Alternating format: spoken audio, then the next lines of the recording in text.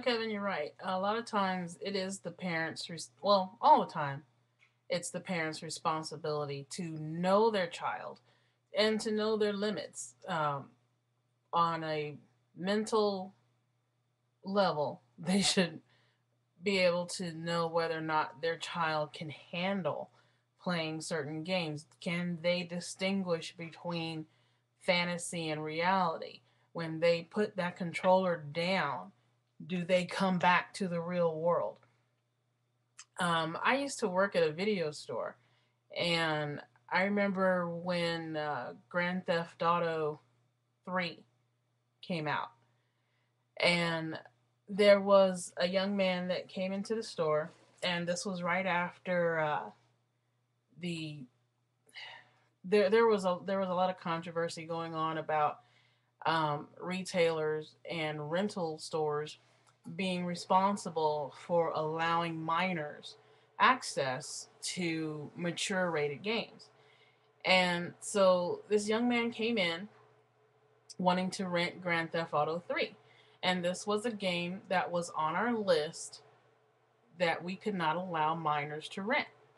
It didn't matter if they were on their parents' account or not.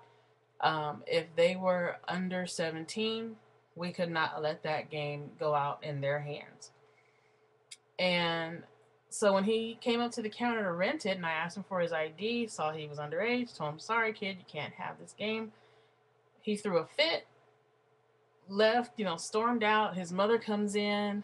I explained to her why he couldn't rent it. She's like, oh, but he's on my account. I told her why he couldn't have the game. So she said, well, what's in this game? What's so bad about it that that you can't let someone under 17 rent it? And I explained to her the things that happened in the game. Explained to her what the game was about. Told her, certain things about the game that actually made it popular with teens. The whole idea of being able to uh, buy a prostitute, have sex with her, and then kill her and take her money. Yeah, that was a big selling point for that game. Um, and once I told her about the game, she was like, "Oh, well, no, he doesn't need to play something like that." And he got very upset with his mother. Uh, kind of threw a fit with her, threw a little tantrum with her. He was probably about 14, 15 years old. Um, the ID that he showed me was a school ID. Um, and he cussed his mom out right there in the store and stormed out, walked home. Later that evening, he comes back with his father. And he wants to rent the game. And I explained to the father not only our policy about renting that game out to minors, but I also explained to him what the young man had done towards his mother. And this man did not care. He didn't care that the boy had cussed out his mother, didn't care that he acted a fool and threw a tantrum in the store and stormed out and walked home.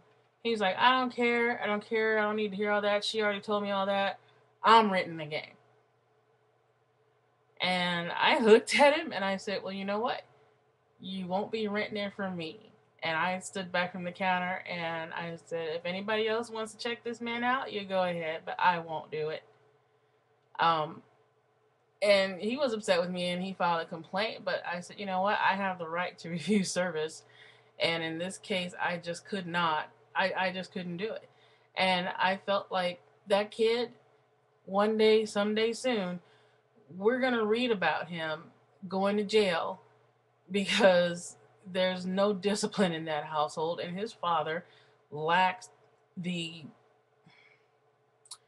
His father didn't have the balls to stand up, be a man, and say, no, you don't have the right attitude. If you can't act right, you obviously are not mature enough to play this game because you don't know the difference between reality and fantasy, and you don't have the control, you don't have the self discipline and the mental fortitude to be able to play a game like this and not have it affect you in a negative manner. So I'm pretty sure that kid's probably sitting in jail right now. Um, and I see a lot of kids that, you know, they just don't have the mental capacity, they don't have the fortitude, they're unable to separate that game world from their lives. And there are some parents that realize this about their kids to some extent, or even if they don't think that their kids are incapable of being able to handle the game without it affecting them once they put that joystick down. I know some parents who limit their children as far as how much time they spend playing video games. That's good parenting. If you know that there's a possibility that that game is going to take over, or that they're going to, kind of lose their minds a little bit, then yeah, that's great. You set limits. And then there's some people that use PlayStation and Xbox like a babysitter. They feel like, oh, well, I know where my kid is. He's sitting in his room playing video games. But do you know what your kid's playing? And do you know what they're doing when they put that joystick down? Do you have any idea? So, there had to have been signs, and you look at the picture of that guy and it's like, okay, somebody somewhere had to know that he wasn't quite right in the head. And there had to have been signs from him before that day when he picked up that gun and pulled that trigger. There had to have been some signs letting his parents know that he didn't need to be playing any video games, and that he needed some counseling of some sort. So,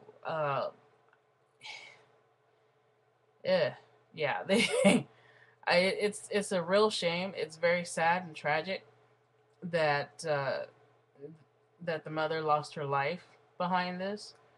Um, but to some extent, you know, the father needs to take some responsibility for what happened. I mean, he's supposed to be ministering to a congregation, but he can't minister to his own son. He can't evaluate and recognize the instability with his own child. How in the world is he supposed to be a shepherd of a flock? I'm sorry, that's probably really extremely judgmental. Um, but judgmental or not, I think I got a point there. Uh, as and no, I don't have any kids. I have godchildren, and I just feel like, some certain games, even if they're rated T for teens, you have to know your child, and you have to know whether or not they can handle it. And if you don't think they can handle it, don't buy it. It's as plain and simple as that. Be in the room when your kids are playing the video games. Watch them, watch their reactions, you know. And if you don't think that they're handling it properly, take the game away. Okay, so yeah, you spend 50, $60 on a game, but what's worth more? Your $60 or your child's mental health? You gotta set priorities. And you can't just let your kids sit down and vegetate in front of a game all day. You got to get to know your child, get to know where their mind is coming from, where they're going with it, and take a part in what's going on. And if you don't like what you see, make corrections. Do something about it. Either that or you're going to end up shot in the face, like that guy and his wife. May she rest in peace.